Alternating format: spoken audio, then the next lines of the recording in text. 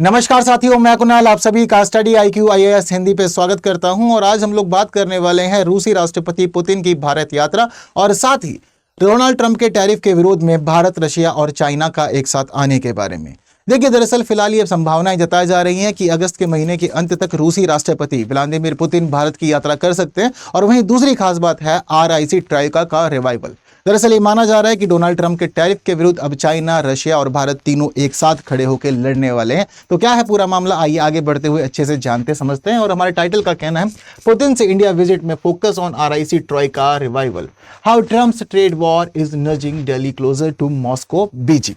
तो दोनों ही खास बात आपको पता चल रही है कि भाई क्यों और किन मामलों में खास होने वाली है पुतिन की भारत यात्रा, और साथ ही कैसे डोनाल्ड ट्रंप की trade war Bharat, Moscow, Beijing यानी कि रशिया और चाइना, इन तीनों ही देशों को एक साथ लेकर आ रहे हैं।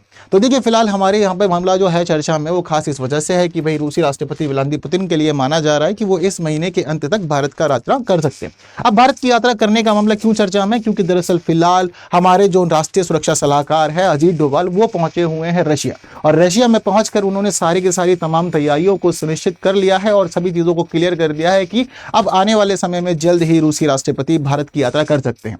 हालांकि हमारे भारत की NSA की जो ये यात्रा हुई है, ये यात्रा इस मामले में खास रही है कि वैसे तो ये यात्रा पूर्व निर्धारित ही थी, पूर्व निर्धारित यात्रा थी। और पूर्व निर्धारित यात्रा के अलावा हमें यह पता चलता है कि अब ये यात्रा इस समय पर हुई है जब डोनाल्ड ट्रंप ने 25% टैरिफ को 50% कर दिया है। और अब भारत डोनाल्ड ट्रंप के साथ एक पूरी तरह से गंभीर स्थिति में आ चुका है ट्रेड वॉर को लेकर, और भारत के ऊपर बड़े व्यापार प्रतिबंध लगाए जा चुके हैं। हालांकि जो हमारे NSA हैं अजीत डोभाल, उन्हें रशिया की यात्रा इस वजह से करनी थी कि वो व्लादिमीर पुतिन की यात्रा के लिए सभी चीज़ों को क्लियर कर सकें और दोनों देशों के बीच में जो भी आगे होने वाला है उन सभी रणनीतिक साझेदारियों पे बातचीत कर सकें। लेकिन ये नहीं पता था कि डोनाल्ड ट्रंप के टैरिफ वॉर की परिस्थितियों में ये यात्रा संपन्न हो पाएगी। तो अब मतलब वही चीज़ें पूरी तरह से कंप्लीट हुई है, क्योंकि हमने ये देखा कि बीते जो 7-8 दिन रहे हैं वो पूरी तरह से टैरिफ के मामले में उथल पुथल से भरे रहे हैं। और वहीं दूसरी खास बात हमें ये पता चली है कि देख लीजिए कि जो हमारे NSA हैं अजीत डोभाल, वो मुलाकात कर चुके हैं रशिया के पुतिन से और बातचीत करके वो सभी चीज़ें क्लियर भी कर चुके हैं और उन्होंने बता दिया है कि जल्द ही ये पूरी की बात हो पाएगी। तो दो महत्वपूर्ण परिस्थितियां फिलहाल इस दुनिया में चल रही हैं। एक खास बात है डोनाल्ड ट्रंप के टैरिफ और दूसरी खास बात है व्लादिमीर पुतिन से NSA अजीत डोभाल के मुलाकात। अब इन दोनों ही चीज़ों के साथ में हम लोग ये भी देख सकते हैं कि अब जो खास ये मुलाकात होने वाली है, इस मुलाकात के अंदर बहुत सारी चीज़ें जुड़ी हुई हैं। जैसे कि अब ये माना जा रहा है कि भाई जिस समय प्रधानमंत्री नरेंद्र मोदी पुतिन से मुलाकात करेंगे तो ये समझ आ रहा है कि अब रशिया, भारत और चाइना का ट्रॉइका फिर दोबारा से पुनर्जीवित हो सकता है। दरअसल ये जो रशिया, चाइना और इंडिया का ट्रॉइका है, ये RIC ट्रॉइका पहले काफ़ी अधिक महत्वपूर्ण रहा करता था और चीज़ें काफ़ी एक्टिव थी। और जनरली ये लोग मिलजुल करके अपनी क्षेत्रीय भूमिका को बढ़ाने के लिए, साझेदारी को बढ़ाने के लिए और आपसी सहयोग के लिए कार्य किया करते थे। लेकिन वर्ष 2020 के बाद से, जिस समय भारत और चीन के बीच में संघर्ष शुरू हो गया था, भारत ने खुद को थोड़ा सा साइड कर लिया और भारत चाइना से थोड़ा परे रहने लगा। लेकिन अब फिर दोबारा वैश्विक परिस्थितियां ऐसी हो चुकी हैं जो RIC ट्रॉइका पे फोकस कर रही हैं।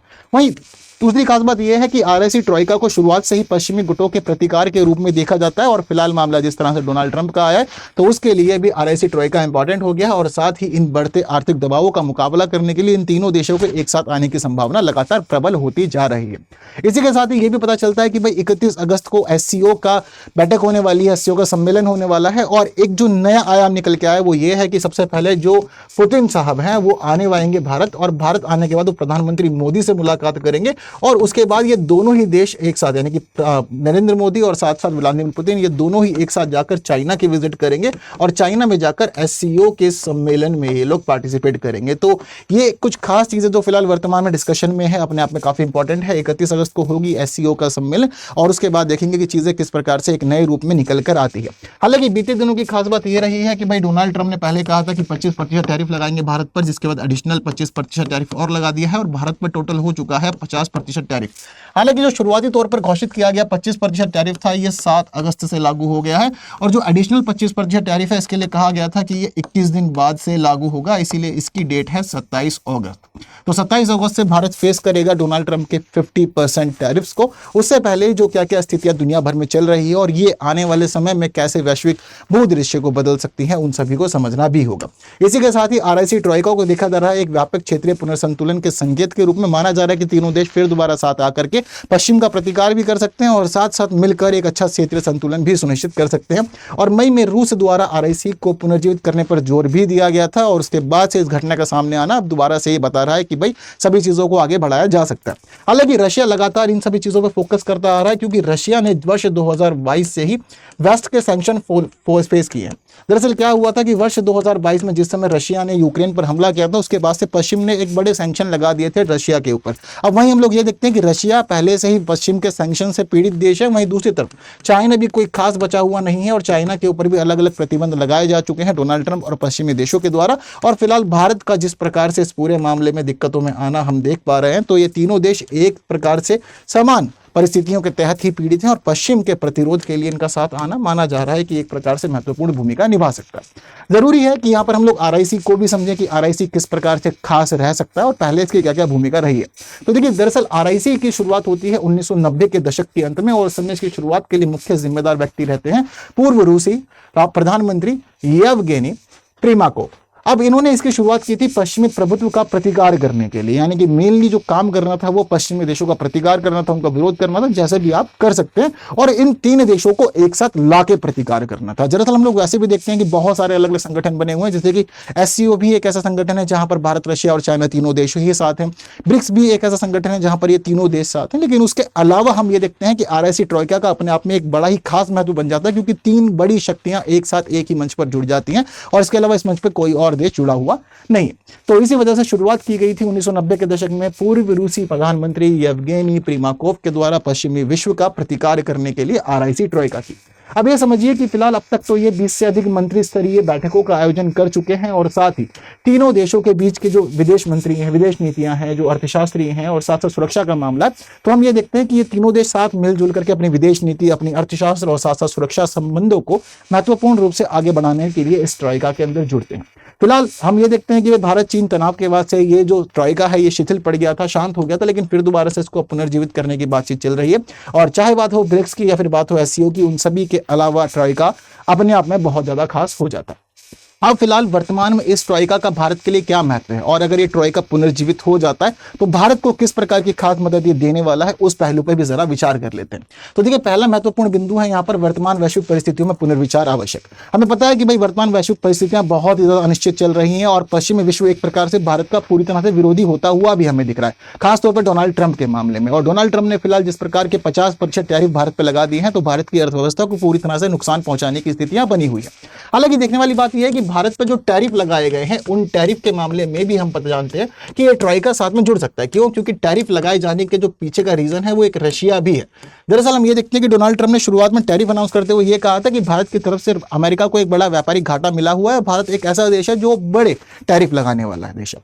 लेकिन वहीं हम लोग ये भी देखते हैं कि भारत पर जो अतिरिक्त टैरिफ लगाए गए थे उसमें ये पहले ही बोल दिया गया था कि भाई उसके पीछे का रीजन रशिया के साथ भारत का लगातार व्यापार है, क्योंकि भारत लगातार रशिया के साथ व्यापार में बना हुआ है और साथ साथ तेल को बड़ी मात्रा में आयात कर रहा है, हथियारों को भी आयात कर रहा है, जो कि डोनाल्ड ट्रंप को अच्छा नहीं लग रहा। और डोनाल्ड ट्रंप का यह कहना है कि अगर वॉर को हम खत्म करना चाहते हैं तो उसके लिए जरूरी है कि पहले रशिया के साथ व्यापार को बंद किया जाए। अब जब कभी भी किसी भी देश के व्यापारिक साझेदार को परेशान किया जाता है तो उस दौरान उस देश के हित भी प्रभावित होते हैं। तो इस वजह से भारत और रशिया इन दोनों का साथ आना लाजमी है। और वहीं चाइना भी इस मामले में बचा हुआ नहीं है, जहां पहले 25% टैरिफ लगाए गए थे भारत के ऊपर, वहीं चाइना के ऊपर 30% टैरिफ लगाए गए थे। दूसरी खास बात यह है कि फिलहाल बढ़कर के टैरिफ भारत के ऊपर हो चुके हैं 50%, लेकिन फिलहाल डोनाल्ड ट्रंप की 2 घोषणाएं भी हो चुकी हैं, जिसमें पहली घोषणा यह है कि भारत के ऊपर अब सेकेंडरी टैरिफ भी लगाए जा सकते हैं अगर भारत स्थितियों में बाज नहीं आता और डोनाल्ड ट्रंप की बात नहीं मानता है तो। वहीं दूसरी खास बात यह भी है कि चाइना के ऊपर टैरिफ बढ़ाए जाने की संभावना भी डोनाल्ड ट्रंप प्रस्तुत कर चुके हैं। हालांकि एक नया पहलू यह भी आया है कि भाई चाइना खड़ा हो चुका है भारत के साथ और चाइना का सीधे तौर पर यह कहना है कि व्यापार करना किसी देश का अपना आंतरिक मामला है और जब किसी देश को आप एक हाथ पकड़ाते हो, एक छोटे क्षेत्र देते हो, तो फिर वो माइल्स पे कब्जा करने की सोच लेता है। तो ऐसी कंडीशन में मामला यह है कि चाइना भी विरोधी रुख अपना चुका है और भारत के समर्थन में अपनी बयानबाजी दे रहा है। तो भारत के साथ में चाइना का खड़ा होना और रशिया का साथ में खड़ा होना इस ट्रॉइका की महत्व को और बढ़ा दे रहा है और प्रबल भी कर रहा है कि यह पुनर्जीवित होने की संभावनाओं में। तो इसीलिए भारत का जो महत्व है, भारत के लिए फिलहाल जो इस आरआईसी ट्रॉइका का महत्व है वो अंतर्राष्ट्रीय परिस्थितियों में बहुत ही खास होता हुआ भी हमें दिख रहा है। इसके अलावा भारत की रणनीतिक स्वायत्तता, तो देखो भाई भारत चाहता है अपने लिए रणनीतिक स्वायत्तता। भारत चाहता है कि मैं जिससे भी व्यापार करूं और जिससे मैं जैसे भी संबंधों को मेंटेन करूं उसमें कोई दूसरा देश दखलंदाजी ना करे। लेकिन जिस प्रकार की दखलंदाजी डोनाल्ड ट्रंप लगातार कर रहे हैं, भारत कभी भी इस प्रकार के हस्तक्षेप को स्वीकार नहीं करेगा और भारत अपनी स्वायत्तता के लिए अगर खात में खड़ा होना पड़े चाइना और रशिया के भी, तो इसको भी स्वीकार कर सकता है इस ट्रॉयका में। इसके अलावा बाध्यता रहित सहयोग, तो देखिए आरआईसी ट्रॉयका की एक सबसे महत्वपूर्ण खास बात यह है कि आरआईसी ट्रॉयका किसी के ऊपर भी बाध्यताओं को आरोपित नहीं करता, यानी कि इसमें शामिल होने और कार्य करने के लिए कोई भी समझौता नहीं है, कोई भी नियम कानून नहीं है। आप अपनी चीजों में बस केवल म्यूचुअल अंडरस्टैंडिंग के आधार पर ट्रॉयका को आगे बढ़ाते हैं और तीनों देशों के जो साझे हित है उन साझे हितों के लिए यहाँ पर मिलकर कार्य भी करते हैं। इसके अलावा ऊर्जा और सुरक्षा संबंधी चिंताएं, तो देखो भारत की ऊर्जा और सुरक्षा संबंधी चिंताएं भी लगातार यहाँ जुड़ी हुई है, क्योंकि रशिया के साथ हम लोग ऊर्जा के मामले में काफी चीजों में खास हैं और हमारे देश की ऊर्जा की आवश्यकताओं की बड़ी मात्रा में एक आपूर्ति हम रशिया से लिए गए तेल और गैस के संसाधनों के माध्यम से ही करते हैं।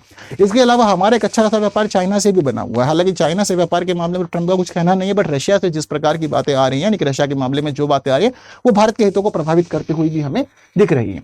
इसके साथ ही अंतर्राष्ट्रीय प्रभाव की स्थिति की भी समझते हैं, तो पता चलता है कि भाई फिलहाल अगर ये तीनों देश मिलकर अपने ट्रॉयका को पुनर्जीवित करते हैं तो कई महत्वपूर्ण मंचों पर बड़ी भूमिका निभा सकते हैं। संयुक्त राष्ट्र में सुधार के लिए तीनों मिलकर कार्य कर सकते हैं, अंतर्राष्ट्रीय वित्तीय प्रणालियों में सुधार के लिए कार्य भी कर सकते हैं और कई और बड़ी भूमिका भी निभा सकते हैं।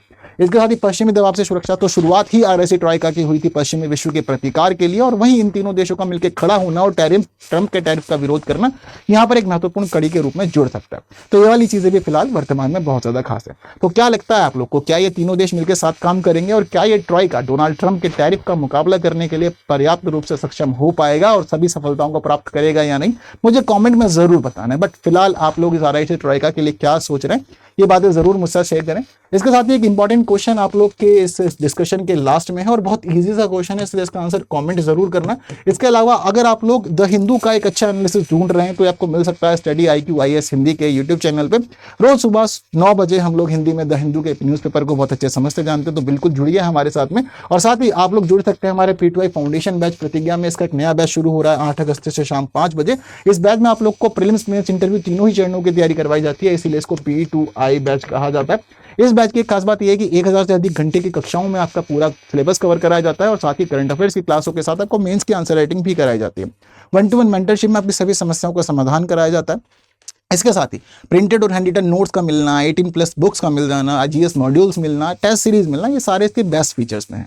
इसके अलावा अगर आप टेस्ट में एनरोल होते हैं और उसमें टॉप परफॉर्मेंस देते हैं तो आप लोगों को मिलेगा 11,000 का प्राइस, बट ये उन सभी के लिए जो एनरोल होते हैं इस बैच में। इसके साथ ही पूरी फीस रिफंड भी हो जाती है अगर आप लोग इस बैच में एनरोल होकर प्रीलिम्स क्लियर करते हैं। तो फिलहाल एनरोल कीजिए खुद को KL लाइव कोड से, क्योंकि ये आप लोग का एक बेस्ट डिस्काउंट कोड है और साथ ही आपको यहाँ जो डिस्काउंट मिलता है वो 7,000 रुपये का डिस्काउंट मिलता है। तो 27,999 की फिलहाल फीस है 7,000 के डिस्काउंट के बाद। तो एनरोल कीजिए आज ही, क्योंकि नया बैच 8 अगस्त से शुरू हो रहा है शाम 6 बजे। और आप मेरे साथ जुड़ सकते हैं टेलीग्राम, इंस्टाग्राम, फेसबुक और एक्स पे, और साथ ही हमारे इस QR कोड को स्कैन करके पहुंच सकते हैं टेलीग्राम चैनल पे, और साथ ही टेलीग्राम चैनल सर्च कर सकते हैं कुणाल कोटिया। तो फिलहाल आज की क्लास में इतना ही। उम्मीद करते हैं सेशन रहा होगा इन्फॉर्मेटिव, इसीलिए इसको बाकी और साथियों को शेयर जरूर करना है। और जिन्होंने अब तक इसको लाइक नहीं किया, लाइक के बिना कोई नहीं जाएगा। बाकी की बातें होगी आने वाले क्लासेस में कुछ नए विषयों के साथ। तब तक के लिए दीजिए मुझे विदा। Thank you so much. जय हिंद।